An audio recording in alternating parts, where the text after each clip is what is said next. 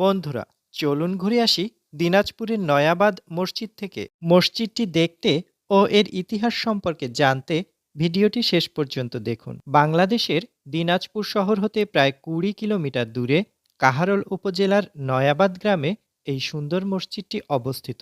মসজিদে প্রবেশপথের বাম পাশে কারুকার্যময় এই দান বাক্সটি রয়েছে। তার পাশেই রয়েছে একটি কবর।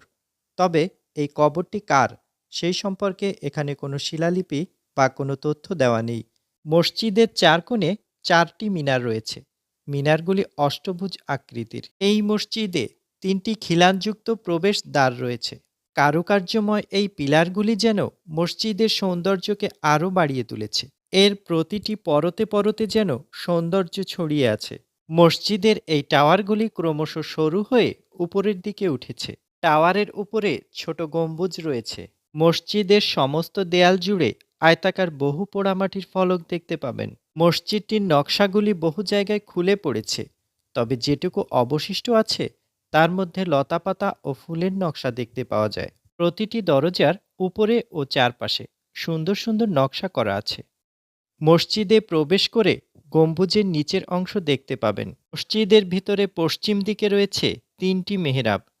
মাঝের মেহরাবের উচ্চতা 2.30 মিটার এবং প্রস্থ 1.08 মিটার। বর্তমানে প্রত্নতত্ত্ব বিভাগ কর্তৃক মসজিদটি পুনঃসংস্কার করা হয়েছে। মোঘল সম্রাট দ্বিতীয় শাহ আলমের শাসনামলে 1200 বঙ্গাব্দে অর্থাৎ ইংরেজি 1793 খ্রিস্টাব্দে এই মসজিদটি নির্মিত হয়েছিল। এর নির্মাণে পারস্য থেকে আসা মুসলিম স্থপতি ও কারিগররা মুখ্য ভূমিকা পালন করেন। যারা কান্তাজিউ মন্দির নির্মাণে আসেন তাদের নেতা কালুয়া মিস্ত্রির নেতৃত্বে এই মসজিদটি নির্মাণ করা হয়েছিল।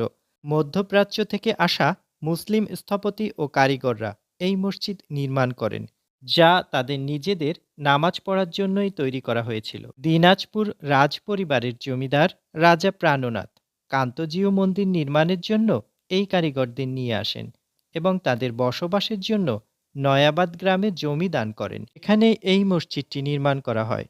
1.15 বিঘা জমির উপর নির্মিত এই মসজিদটির পরিবেশ অত্যন্ত মনোরম।